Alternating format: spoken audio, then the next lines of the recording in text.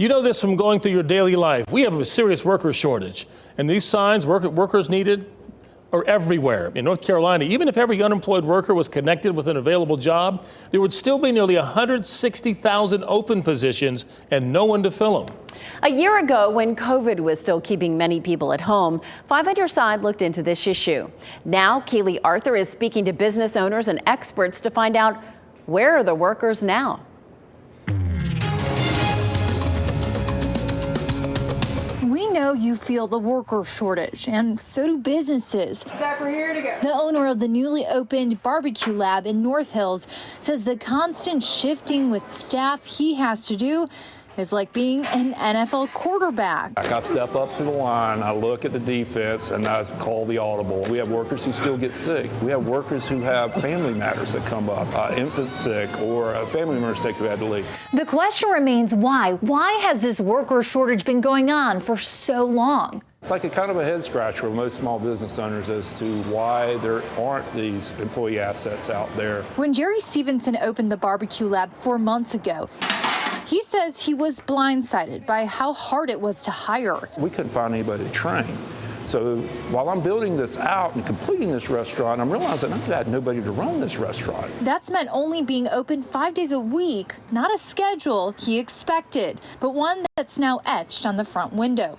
It also meant Stephenson has been wearing a lot of hats. I am the CEO, I'm also the janitor, I'm the dishwasher, the electrician, the plumber, the builder, and also the accountant for this firm. It's not just restaurants. We found this Dollar Tree in North Raleigh closed when it should have been open because they didn't have enough workers.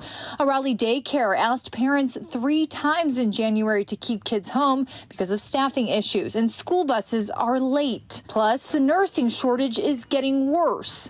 So what's driving all this? I don't think it's a straightforward answer. Patrick Flynn, an assistant professor of human resources at NC State, says a lot of restaurant, retail, and other in-person blue-collar workers affected by shutdowns moved on.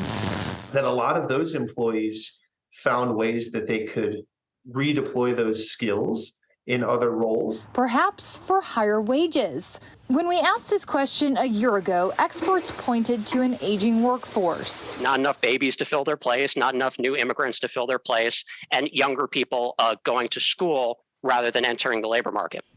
And a record number of North Carolinians starting new businesses.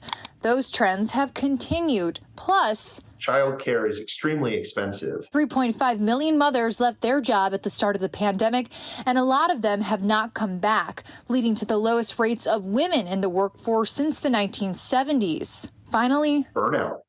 It's everywhere right now. After 3 years of all the extra stress the pandemic created, people are just exhausted. Is work something that I do, or is work who I am? And for some people, I think the onset of the pandemic set off a recalibration to the answer to that question. And it's not just women causing this issue, it's men too.